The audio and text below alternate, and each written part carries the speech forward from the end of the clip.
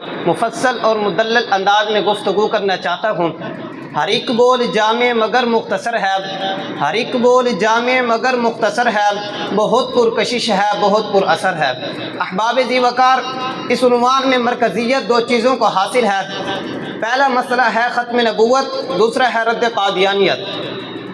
ختم نبوت کہتے ہیں حضور علیہ السلام کے بعد کوئی نبی پیدا نہ ہوگا، چاہے ذلی ہو، بروزی ہو، تشریح ہو یا غیر تشریح ہو۔ جب اللہ رب العزت نے قصر نبوت کی تعمیر کی تو اس کا اختتام حضور علیہ السلام کے ذات باری پر فرمایا، جس کی تعریف خود آقا یوں فرماتے ہیں، فجئت انا فاکممت تلک اللبینۃ، میں نے آ کر قصر نبوت کی تکمیل کر دی۔ قرآن کی 100 آیات، 200 احادیث، اجماع صحابہ و تابعین، اجماع فقہاء محدثین قصر نبوت کی، ختم نبوت کی عکاسی کرتے ہیں، اور 1,24,000 انبیاء کا کمال منصب دو چیزوں پر مزین ہوتا ہے۔ نمبر 1 ما قبل انبیاء کی تصدیق کرنا، نمبر 2 ما بعد انبیاء کی خوشخبری دینا۔ حضرت عیسیٰ بھی اعلان کرتے ہیں، انی رسول اللہ الیکم مصدقا لما بین یدی من التوراۃ ومبشرا برسول یأتی من بعد اسمہ احمد۔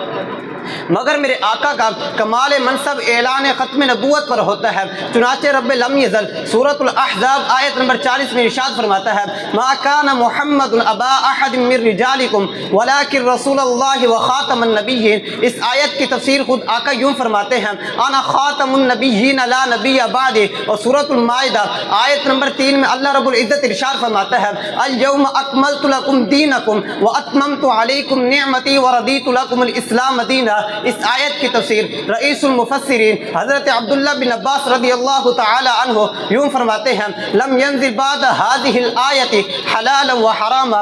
اگر اس آیت کے بعد کسی اور احکام کی ضرورت نہیں رہی، کسی اور دین کی ضرورت نہیں رہی، تو آپ ہی تو خاتم النبی ہیں۔ ارے عقیدہ ختم نبوت اتنا مضبوط عقیدہ ہے کہ جس کے بارے میں امام اعظم فرماتے ہیں، من طلب منہ علامتا فقد کفر۔ اور انہی دلائل کی بنیاد پر ملا علی قاری شرافی کا اکبر میں لکھتے ہیں، دعوی النبوت بعد نبینا کفرا بالاجماع۔ اس عقیدے کا منکر بھی کافر ہے، اس عقیدے میں شک کرنے والا بھی کافر ہے۔ احباب ذی وقار، عقیدہ ختم نبوت کو کلمے سے سمجھیے۔ اللہ رب العزت نے تمام انبیاء کو کلمہ عطا کیا۔ کلمے کا پہلا جز بے نقطہ، دوسرا جز با نقطہ۔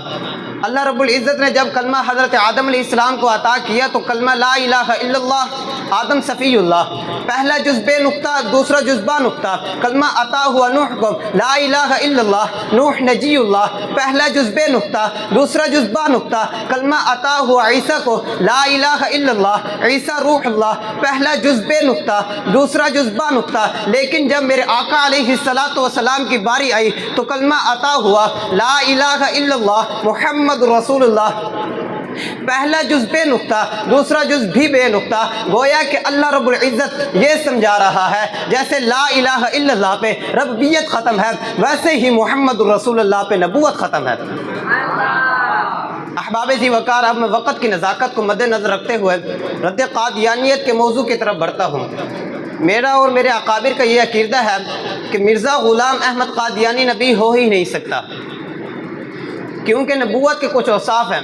ارے نبی تو وہ ہوا کرتا ہے کہ جس کا حافظہ کمزور نہ ہو، جبکہ مرزا قادیانی خود کہتا ہے اپنی کتاب مکتوبات احمدیہ جلد نمبر 2 صفحہ نمبر 479 پہ لکھتا ہے کہ میرا حافظہ کمزور ہے، اگر کئی دفعہ کسی سے ملاقات ہو تبھی بھول جاتا ہوں۔ اور اللہ رب العزت نے تمام انبیاء کو سب سے زیادہ واجب التعظیم رکھنے کے لیے کسی کے سامنے شاگردی اختیار کرنے سے محفوظ رکھا، جبکہ مرزا قادیانی خود کہتا ہے کہ میں گلشاہ کا شاگرد رہا، اور اللہ رب العزت نے تمام انبیاء کرام کو جس قوم میں مبعوث فرمایا ان کو اسی قوم کی زبان میں وحی نازل ہوئی۔ اور اللہ رب العزت سورۃ الابراہیم آیت نمبر 4 میں ارشاد فرماتا ہے، وما ارسلنا من رسول الا بلسان قومه ليبين لهم۔ اور مرزا قادیانی بھی اپنی کتاب میں لکھتا ہے، چشمِ معارفت روحانی خزائن میں لکھتا ہے کہ مجھے کئی زبانیں میں وحی ہوتی ہے، عربی، اردو، انگلش، عبرانی، کئی زبانوں میں وحی ہوتی ہے، لیکن انبیاء کے خصوصیات میں سے یہ بھی ہے کہ وہ مقدس ہجوم، تہذیب و اخلاق، صبر و تحمل کے پہاڑ ہوتے ہیں، کسی کی سخت کلامی پر بھی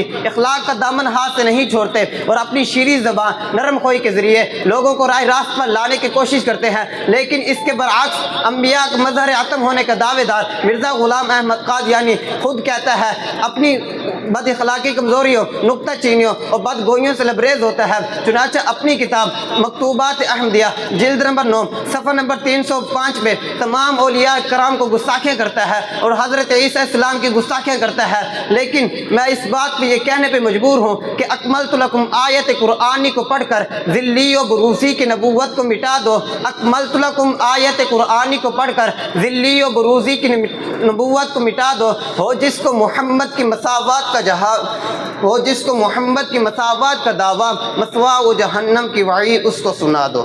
وآخر دعوانا الحمد